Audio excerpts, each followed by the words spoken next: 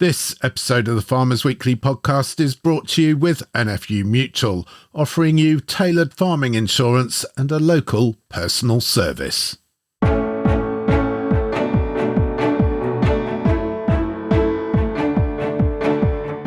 It's an absolute disgrace, let's be honest about it. This has been a day that has been planned very carefully, very delicately for a long time. And then last minute, from instruction above, I believe, so probably the Mayor of London, or dare I say, I suspect the Home Secretary, has instructed the Met Police that the protest that had been delicately organised, that had attracted a lot of farmers to come down, has been finished. Just who banned farmers from bringing tractors to London on Budget Day? A small concession on inheritance tax, what the budget means for your farm business, and how British growers plan to get more British fruit on supermarket shelves. Welcome to the Farmers Weekly podcast. I'm Johann. I'm Louise Impey. And I'm Hugh. Broom.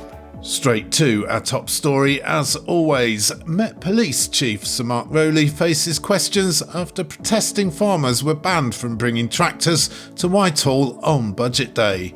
The ban was announced less than 24 hours before the protest, with many farmers already on their way to London. Hundreds of tractors were expected, with farmers urging the government to reverse its plans to impose inheritance tax on farm assets worth more than £1 million. Staffordshire farmer Clive Bailey. Talking to the people that we know have been the Met today, they've been happy with all the previous protests. Farmers have left the streets tidier than when they turned up.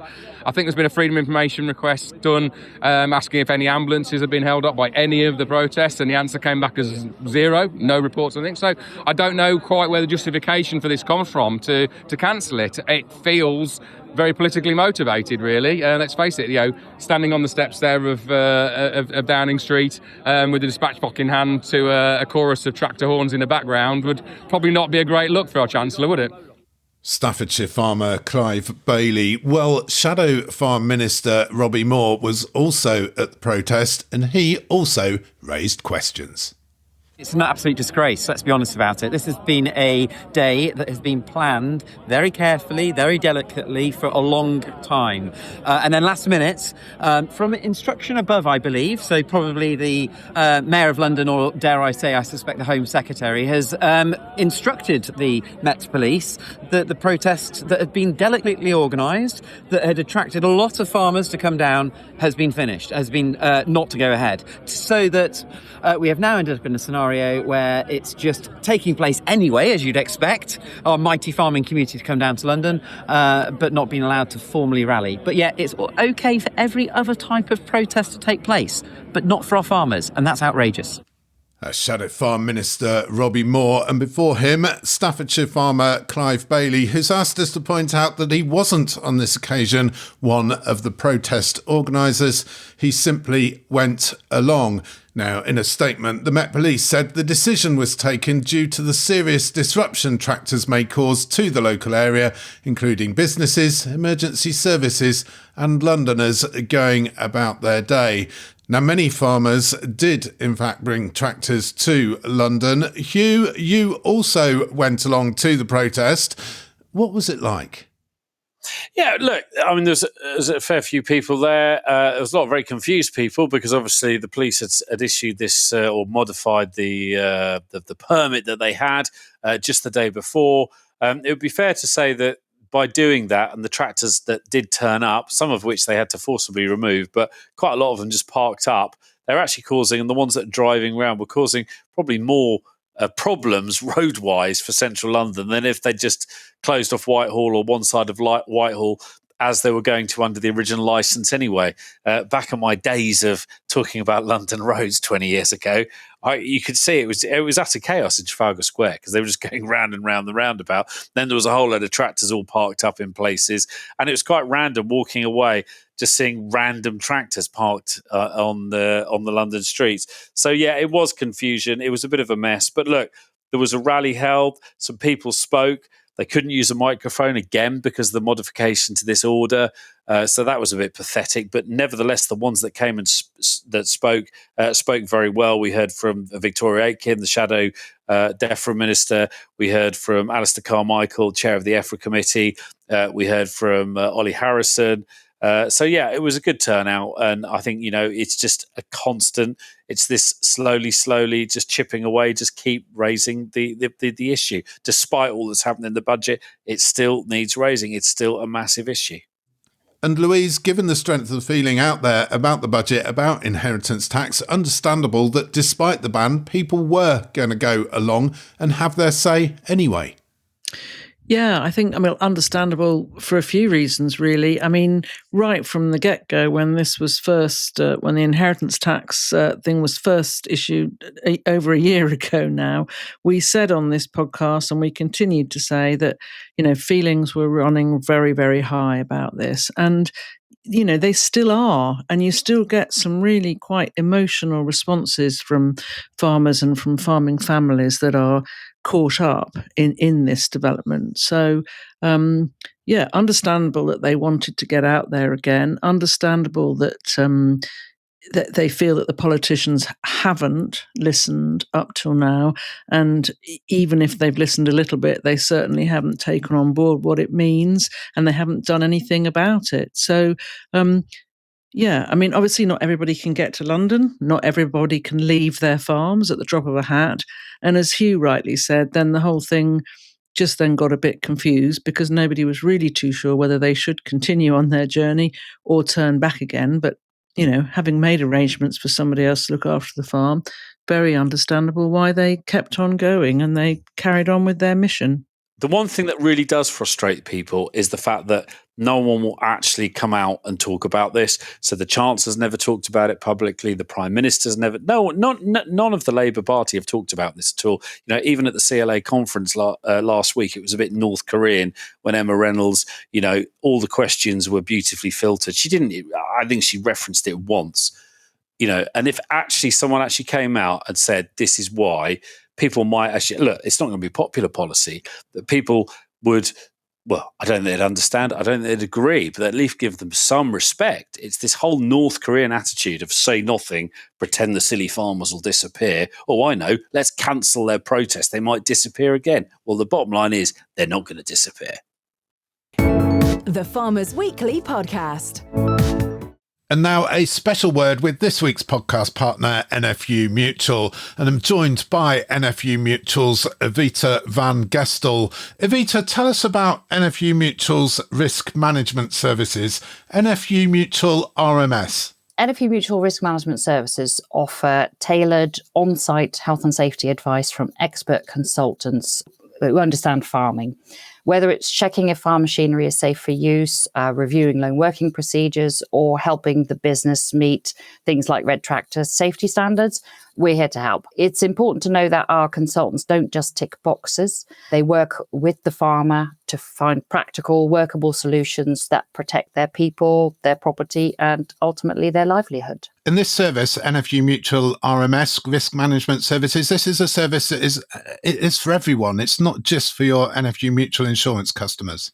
That's right. The service is available to all, not just our insurance customers. It's tailored to the business type, as we appreciate every farm operation is different. So we cover all farms of all sizes across all sectors. And does it come at a cost? Yeah, the cost depends on the service that's chosen by the customer. And when contacting us, we would obviously discuss the best options with them. There are, however, discounts available to NFU Mutual Insurance customers who are also full farming union members. By working closely with the major farming unions of the UK, we've created what we call Union Advantage. And benefits include 20% off risk management services, whether that's consultancy visits or training days. In 2024, our consultants spent over 9,400 hours on farms across the UK, helping nearly 2,000 farmers to reduce the risk and improve safety and protect their livelihoods. To qualify for Union Advantage, you must have committed to insuring your farm with NFU Mutual for at least 3 years and hold a fully active farming union membership with one of the following. So that's the NFU, NFU Cymru, NFU Scotland, Ulster Farmers Union, or Manx NFU. And this isn't just a desk-based service. You actually get out on farm. How do farmers go about booking an NFU Mutual RMS visit? You can get in touch with us either through your local NFU Mutual agent, if you're insured with us, or you can go to the NFU Mutual website, which is nfumutual.co.uk, and then search for risk management services. Or you can also call us on 0800 132 029, and we'll be happy to talk to you about our services. Evita van Gestel from NFU Mutual, this week's Farmers Weekly podcast partner. Thank you very much. The Farmers Weekly podcast. Now, while farmers are protesting in Whitehall, Chancellor Rachel Reeves was delivering her budget in the House of Commons. It included, yes, lots of tax cuts, but also a small concession to farmers on inheritance tax. This is what she said. I increased taxes last year on private equity, private schools and private jets. I abolished the non-dom tax regime. And this year, I will make 2 changes to cap trust charges and prevent avoidance. I reformed inheritance tax on agricultural and business assets. And this year, I am aligning those reforms with wider inheritance tax rules by allowing the transfer of the 100% relief allowance between spouses, balancing the taxation of these valuable assets with the realities of family life.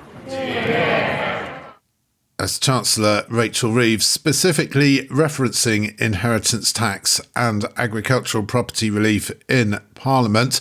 And to discuss the budget and its implications for farmers, we're joined by 3 special guests. Stuart Maggs, a tax expert with Eastern Region law firm House Percival, Sam Kirkham, partner with South West Region accountants Albert Goodman, and Simon Goodram, a chartered surveyor and agricultural valuer with Eastern Region Rural Professionals Cheffins. Welcome to the Farmers Weekly podcast all. Stuart, we'll start with you. A small concession then on inheritance tax, the £1 million allowance for agricultural and business property relief, now transferable between spouses. This effectively doubles the allowance for married couples, yeah? Not entirely, but it was certainly a pleasant surprise to see something positive coming through in the budget. The transferable allowance was something that was much criticised for the fact that it wasn't implemented in the first place. But coming through now, it does mean that rather than having to do more complex planning in people's wills to make sure that a husband and a wife both got to use the allowance, it means that it should now happen automatically. The big change that is very positive for widows or widowers is that where previously they would have only got 1 million, they'll now be entitled to the full £2 million worth of allowance, even if their spouse died some time ago. So it's a real positive move on that side of things, notwithstanding that the problems inherent with the policy in the round. And Sam Kirkham from Albert Goodman, what's your take on this? Well, I think that's a sensible concession and should have been done from the beginning, really, and matches what we already have in place for the nil rate band and residential nil rate band. So maybe it's a sign that the Treasury considered that they did underestimate the impact of the IHT, and it's a start to some concessions, but this is just a very small concession at this point. Simon Goodram from Cheffins, this isn't really then going to make much difference, is it? Well, I think as Sam and Stuart have said, it is a welcome concession, but fundamentally it doesn't really alter the policy. I don't think it perhaps buys a bit of breathing space, but effectively is just pushing the problem down the road. So certainly from a valuation perspective, even increasing the family allowance or the spouse allowance, if we want to call it, from 1 million to 2 million. The value of most farms' assets when you're including houses, land, buildings, livestock, machinery and growing crops, the £2 million really still doesn't get you very far.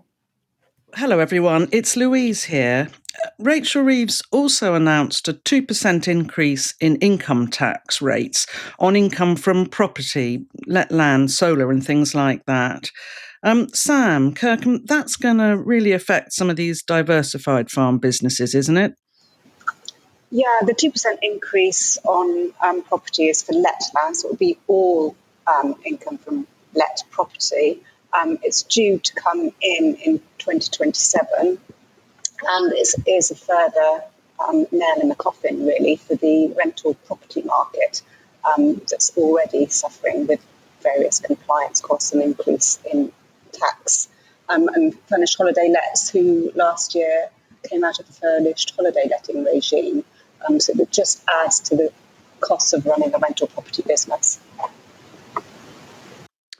And Simon, what are your thoughts on this? Well, again, it's sadly a bit of a disincentive for farming businesses really to diversify and invest in alternative income streams. A lot of farming businesses will have diversified and let out buildings for offices or residential, and it's an additional tax on their income, obviously. So again, looking forward, it doesn't really create any of that incentive that we're looking for growth in rural communities. And Stuart, there's an idea of a local tourist tax too. Is that optional but significant? So apparently it is going to be optional. It's going to be for the local mayor to decide whether or not that's something they wish to take up. But it potentially could be significant for people who are worried about the costs of providing accommodation to their clients and squeezing that in. But more than that, with the 2% increase on diversified fire income, I think that is going to be a real problem. The government spent the last decades telling people that they need to diversify so that they can continue to provide food for the general population in a very cost-effective manner. And that increase in 2% means that on working farmers, they're going to be paying an additional 2% on a large slice of their income, because in many years, their profit is going to come from the diversified farm, from the diversified income rather than the farming income. So that is a direct 2% tax rise on working people. And if you look back at the Labour budget, then that's exactly what they promised not to do. So unless you're classing farmers not as working people, I think that is a breach of their manifesto commitment. Hi guys, it's Hugh here. Obviously, that 2% increase as well, presumably it adds to a bit of an inflationary fire as well, because not a lot of farmers are going to stand there and take it lying down. If the market's there, they're going to increase those rental values, particularly I'm thinking around the sort of business lets and that sort of thing. Yeah, I mean that might, landlords effectively might look to try and increase rents, but of course the rents are market driven. So whilst there may be a tax incentive to try and increase them, that doesn't necessarily follow through to what rents you can actually negotiate and agree with your tenants. There's also some announcements around capital allowances, a reduction in written down allowances from 18 to 14% from next April. That comes alongside a new 40% first year allowance from January next year. Simon, obviously you guys deal with a lot of machinery, mainly second hand, but more broadly, what do you think the impact of that's going to be on I mean, it's tight on arable budgets as it is. How does this affect it?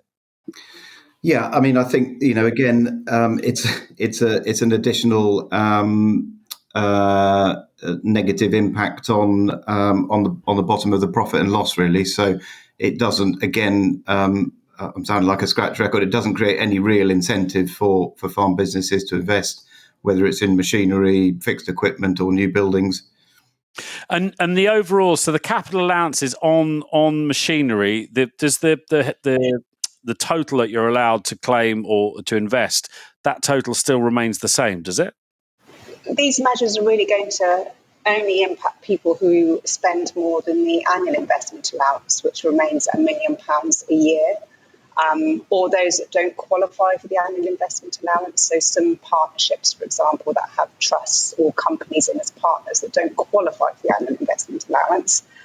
On one hand, their written down allowance is going to be reducing from 18% to 14%, but then they should have the first year allowance, which will help compensate for that, which will be a 40% first year allowance on new assets. So it won't work for second hand assets or cars, but will be helpful for those businesses who don't qualify for the annual investment allowance or who spend more than £1 million, which, some dairy and in the poultry sector where you have big investments in buildings buildings with lots of machinery and parlours, etc., it may be helpful to them. And still no much longed for offsetting of capital allowances on buildings. There's still nothing on farm buildings. It's ironic that the minister talks about, or the DEFRA minister, Emma Reynolds, talks about a powerhouse, a rural powerhouse, and creating growth. Sam, would it be probably very helpful for a lot of your clients if they could get a capital allowance on building investment? Yeah, I mean, there is a small capital allowance available on buildings, but it's really not very substantial at all. You can often get it on grain stores and poultry buildings where they're very specialist. But yeah, there was nothing in this budget for growth. It was a very political budget, and I haven't seen anything, and indeed the OBR forecasts show that there is really little in there for growth. You mentioned the Office for Budget Responsibility, Sam. I think the most notable thing about this budget was the way the OBR announced the whole thing almost an hour before the Chancellor herself. A fiasco of gigantic proportions, Stuart. A total fiasco. And in fact, the whole run up to this budget has been shocking. In all my time in practice, I've never seen such a series of kites being flown and pitches being rolled, U-turns of policies that haven't yet been implemented. It's been extremely disruptive for people across the country as they're trying to make some sort of plan over what to do with their business and their lives for the future. And all this chopping and changing and floating of ideas is really, really unhelpful. I think what we really could do with from both the OBR and the Treasury is a commitment to some stability. Let's just not talk about these things for the next 9 months or so, that we can actually get on with focusing on our businesses, trying to grow them, trying to move the economy forwards, than always looking over our shoulders at how the rug's going to be pulled out from under us. We've also heard about this so-called mansion tax. What, if any, effect do we think that's going to have on the farming industry? I think that will really depend on the location of farms and the value of their properties. It's not due to come in until April 2028, and they're consulting on it in early 26. And obviously 2028 is coming to the end of this government's period in office. So you do wonder whether this and the EV charging will actually make it a statute book. But certainly for farms in areas of high property values, Kent, around London, this could have huge implications for them. And it is a tax on the owner as well. So that could be an issue. I suppose the big risk with the mansion tax is if you have high net worth individuals who, well, their net worth in terms of their asset rich but cash poor. I think one of the papers described it as a granny tax potentially. If someone very old is living in a huge house with not a lot of money, it's going to have potentially a big impact. Yeah, they are consulting on how they can help those people that don't have cash. So perhaps it's paid when the property is sold or on their death rather than each year when it's due. And there's an argument that it could help people downsize those houses and free up the property market a bit as well. Thank you, Sam, and apologies for the sound quality there. But before we do go, what I'd like to do is ask everybody for their marks out of 10 for this budget, starting with you, Stuart. What would you give the Chancellor out of 10? I'd probably give her a 3. The problem is we've been talking about nothing but growth for the last year, and I just can't see anything in this budget that actually does anything to promote growth, especially not in the rural environment. And so not a great budget from that point of view, but it could have been worse. Could have been worse for Stuart. Sam, your marks out of 10 for the Chancellor? It depends whether you're marking it on a political basis or an economical basis. But from a political point of view, I think short term she's saved her job and maybe her Prime Minister's as well. So political, it was probably a 9 or a 10, but economically, very poor. The bond markets have are stable, but long term, no growth in there whatsoever. So 2. 2 from Sam. Simon, what about you? I'm going to mark it from a rural perspective in terms of rural businesses and communities, and as we've talked about throughout this podcast, there isn't any real incentives there for growth in those rural economies or assistance for the farming businesses. So I'm going to give it a generous 2. A generous 2 from Simon. Well, let's draw everything to a close. Stuart Maggs from House Percival, Sam Kirkham from Albert Goodman, and Simon Goodram from Cheffins. Thank you for joining us here on the Farmers Weekly Podcast. The Farmers Weekly Podcast. And now a special message from Bayer. Aim high with DeKalb hybrid maize varieties from Bayer, the smart choice for biogas production. Introducing DK2742, the high output main crop maize from Bayer. Powered by DeKalb's global maize breeding expertise and agronomic innovation, DKC2742 is built for reliability. It offers strong early vigour and reliable establishment, delivering high quality, high biomass maize across a range of growing conditions. Talk to your seed supplier about DeKalb maize now. Strong start, big energy. DeKalb DKC2742 by Bayer. The Farmers Weekly Podcast. You're listening to the Farmers Weekly Podcast. Welcome along wherever you're listening to us from. You can email us podcast@fwi.co.uk, and if you're in the UK itself, you can also message us by texting the word farm followed by a message to 88440. Sticking with the farmers' protests, lots of messages this week, Louise, and fantastic to see so many farmers making their way to London from all 4 corners of the country.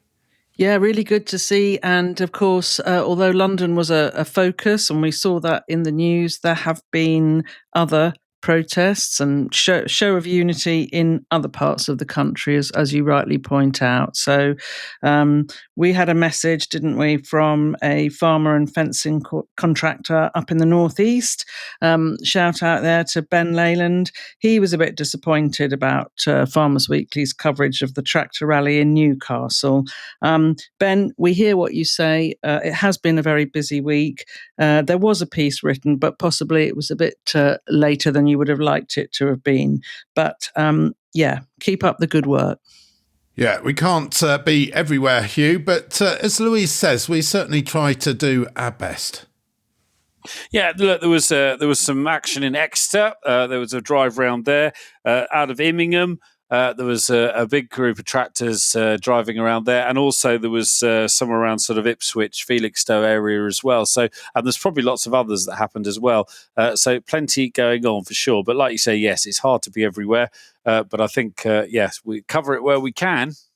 Yeah, we certainly do try and cover it where we can. And a special shout out to Spencer Campbell from my neck of the woods on the Essex-Suffolk border, going great guns on social media throughout that protest, travelling to London along the A12. Louise, some other news this week, moving away from the tractor protests, or news coming up, the new cereals and oilseeds recommended list. There's going to be lots of focus on that in the coming days and weeks.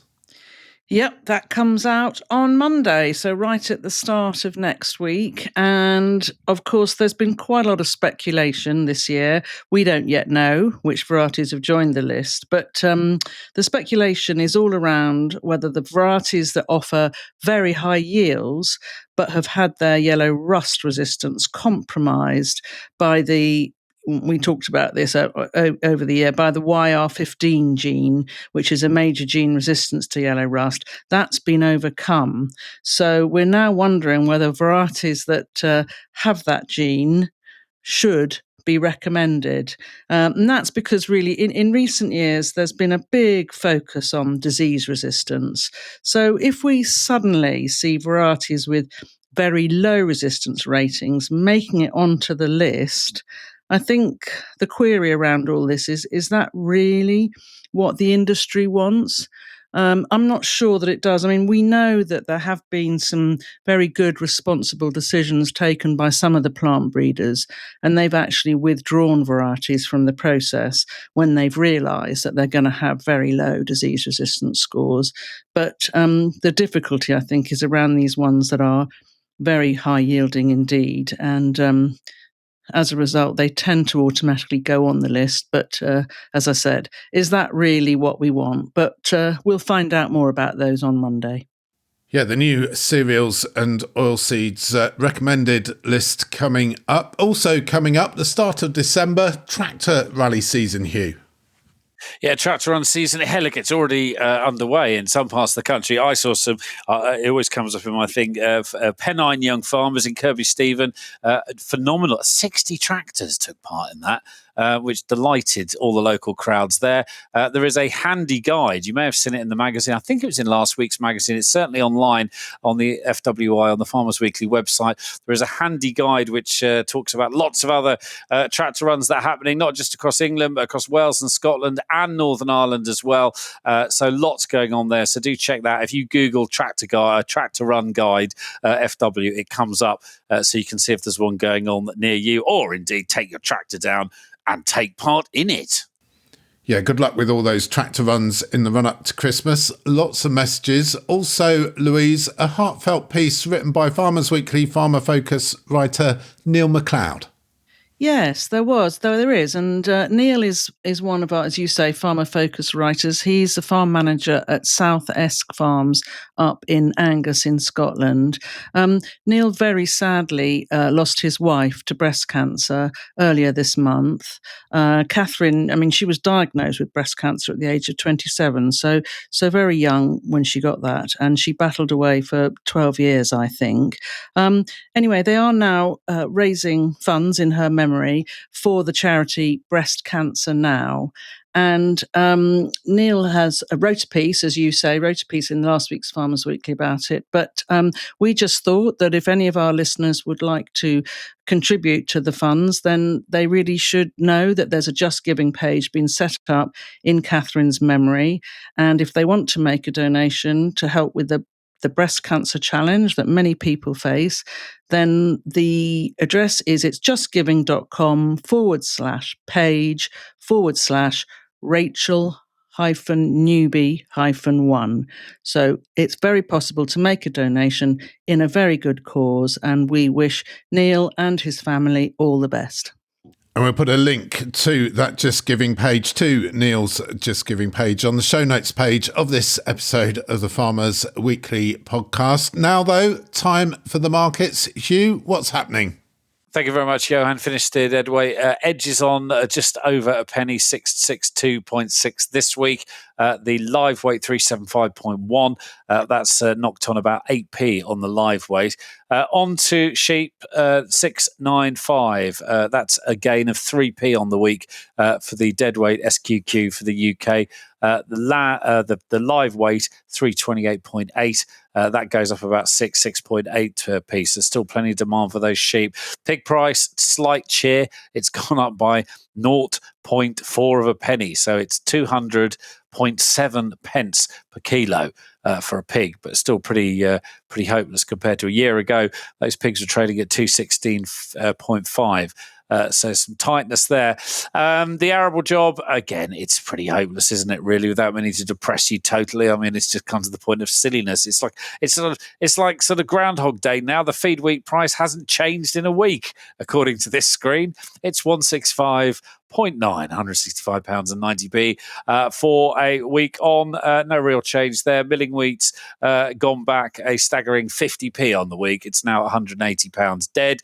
Average price, spot price for milling wheat. The futures don't look much better either. Feed barley 148.30. That's actually gained a massive £3 in the week. Obviously, people feeding lots of expensive cattle with it. Oilseed rate 414.20. That's gained £4 on the week. Feed peas go up £10 at £213. Feed beans are £206.80, gaining a massive almost £5 on the week. And to the diesel price, which has actually gone back a bit. There's a bit of heat came into the diesel market because of all the Eastern European, etc. shenanigans, Russian oil not being on the market. Diesel price come back 3p, 71.70 is this week's Wednesday morning ring round diesel price. The Farmers Weekly Podcast. The Farmers Weekly Podcast. And finally, farming, yes, has its challenges. There's challenges in almost every sector out there at the moment. And we do try to finish each episode of the Farmers Weekly podcast on an upbeat note. And we're going to do just that this week. Last month marked the annual National Fruit Show, held every year in Kent at the Kent County Showground. It's a celebration of all that's good in the top fruit sector, as well as being a successful trade show. We don't do much about fruit on the Farmers Weekly podcast, but this year we decided that we would. And I went along to the National Fruit Show, and I started by asking Chairman of Judges Jonathan Blackman to show me round. Jonathan, we've got an amazing display here of apples and pears. Tell me what we're looking at. So the display is of over 100 entries. There's 3 trays per entry, and when they're judged, we judge them on several criteria. So colour, shape, size, pest and disease. Also bruising is very important, freedom from bruise. And skin finish is another thing that we do as well. And we also check the internal condition of the fruit. So we're looking for the pressures which determine whether that fruit's properly ripe and ready to eat. And they look absolutely phenomenal, don't they? I mean, they're almost like fairy tale apples. They're very red, very, very shiny. Are they polished? No, they're not polished in terms of having anything put on them. They are allowed to use a soft cloth to take the natural bloom off the fruit and put a shine on them. So it does make them look extra special. No, I think it's a fantastic display, and it's a real showcase for what British apple and pear industry can produce. And all these growers are supplying the major retailers, and this is the sort of fruit you will see in the shops at the moment. And the marks are absolutely incredible as well. They're well into their 90s. Out of 100, 95, 96, 97%, even higher in 1 or 2 cases. Yes, yeah. I must admit, I haven't checked what the best in show got, but there will be one that got the highest mark will be the best in show. And usually it's around about 98, 99 out of 100, almost perfect. So what makes a good apple? Well, in terms of the varieties we've got here, the most important thing for growers now is that there's consumer acceptability. So they have to grow apples that retailers want to sell and people want to eat. What you hope also is that they're not too difficult to grow. But it is true to say pretty much all the varieties that we've got here that are recent introductions in the last 20, 30 years or so have not been bred in this country. So they do come with some disease issues, particularly if they've been bred in a warmer and drier climate than ours. Then we do have some pest and disease challenges with them. But a lot of these are what you might call global varieties. So our biggest variety is Gala, which is grown in the northern and southern hemisphere, and so is available in the supermarkets year round. The same with Braeburn and Jazz and a lot of these other varieties. They are global apples that the retailers can have on their shelves 12 months of the year, so that's why we grow them. So these apples are not just, they don't just look pretty, consumers want them. Absolutely, yeah. Certainly any new introductions, obviously appearance is important, but taste, texture, important as well. We've got some interesting new ones here. So there's one here called Kissabel, which is orange skin but has red flesh inside. So red or pink flesh fruits have sort of become a bit of a fad in recent years. They're not widely available yet, but you can find them in some retailers. And there are other ones around, and I think people are always looking for the next new thing in terms of apple varieties. That's something a little different that they can get a premium for. And you mentioned Gala being extremely popular with retailers, with consumers. This is a national fruit show. What about that old British favourite, Cox? So we do still have a class for Cox Orange Pippin. Most of it are actually what we call clones of Cox now, so they're improved versions. It is still grown. You will still find it in the retailers. Some still make a thing of it, if you like. Probably fair to say to the older generation, it's still the quintessential British apple. So that's why people still look for it on the shelves and why it is still grown. But it used to dominate our industry. It doesn't now. Gala is our biggest apple. The other interesting introduction we've had in the recent years is Pink Lady. So we weren't able to grow that in the UK. And I say we weren't able to grow it because it's a what we call a club variety. It's commercially owned. The owners of the Pink Lady brand will decide who can grow it and how to grow it. And I think possibly climate change is a factor that they've said, yep, you can grow it now in the UK, and we have a number of growers who are now growing Pink Lady, which is a very well-known brand on the supermarket shelves, but only in recent years have you been able to buy British Pink Lady. Most of it's been coming in from France and Italy up to them. And people wanting sweeter apples, you were saying earlier. Yeah, absolutely. People's tastes seem to have got sweeter over the years.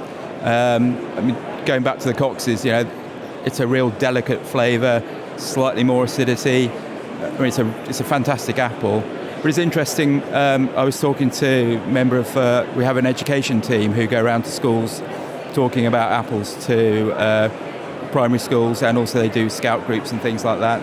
And they took some Egremont Russet, which is a traditional English variety with a russet finish, and the kids loved it. So maybe we think people do want sweeter, but if you introduce them to something that's different, they go, actually, this is really interesting, something different. So I think, we're really keen with the society, with our charitable status, that the education aspect of what we do is really important, and going out to schools and young people to explain to them how apples are grown, give them apples to taste, so that they go home and hopefully a bit of pester power, they get some British apples on the shelves at home. That's Jonathan Blackman, Chair of Judges at the National Fruit Show. So how do we get more British fruit onto British shelves? It's a question I asked Herefordshire and Worcestershire grower Ali Capper, who's also chairman of British Apples and Pears. So today, of all apples sold in UK retail, British is about 40%, and we want to get that to at least 60%.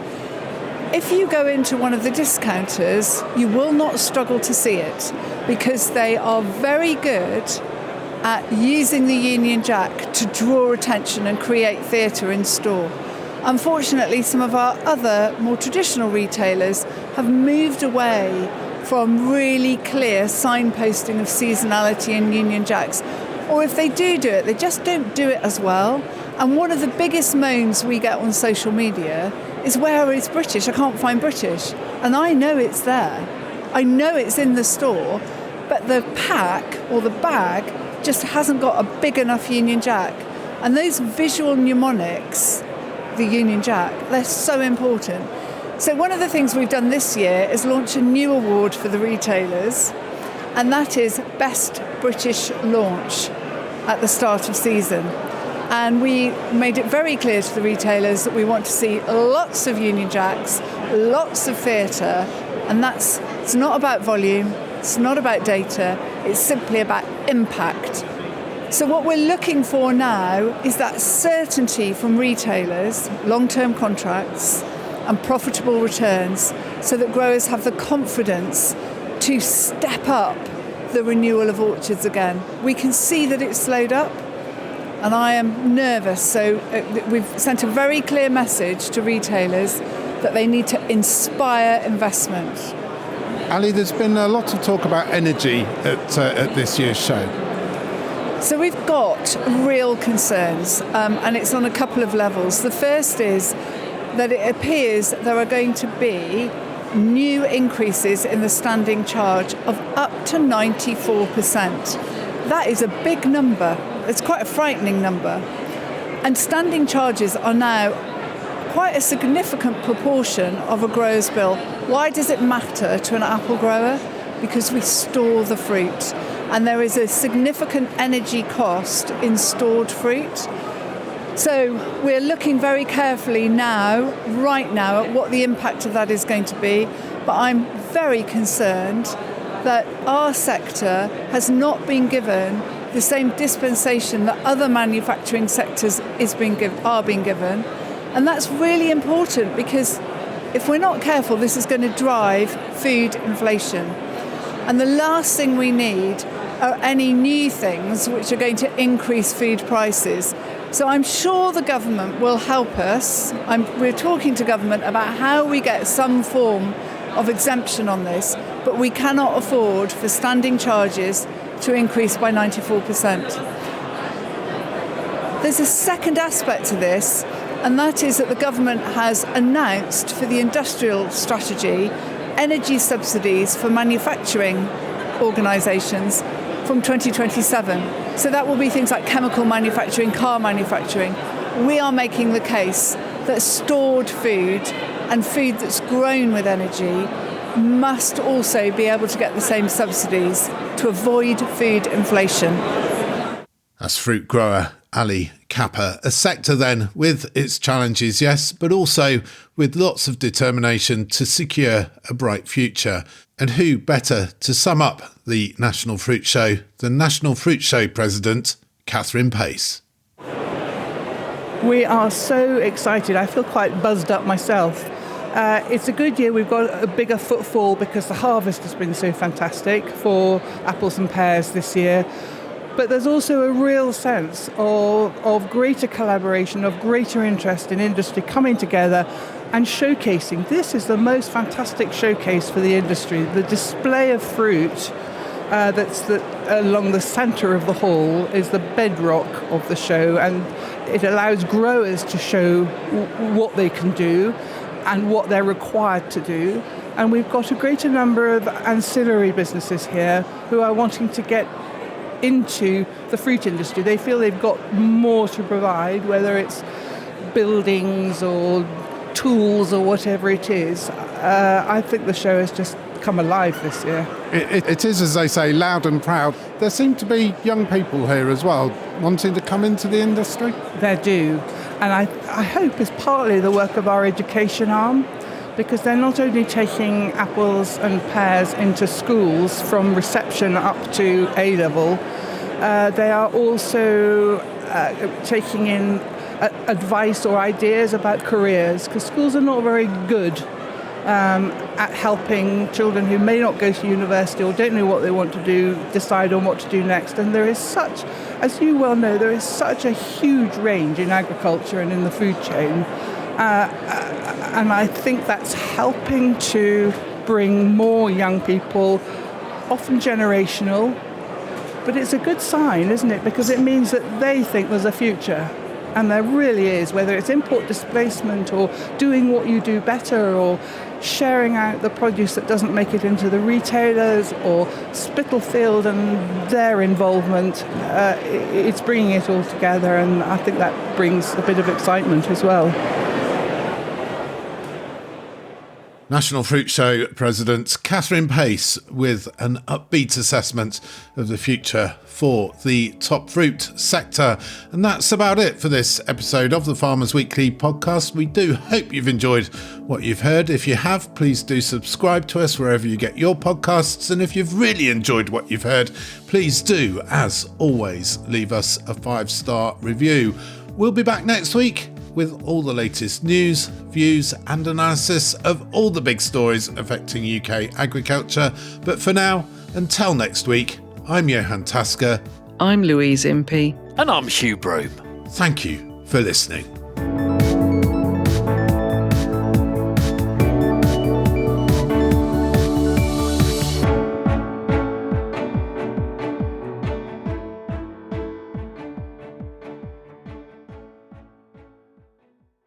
This episode of the Farmers Weekly podcast was brought to you with NFU Mutual, offering you tailored farming insurance and a local personal service.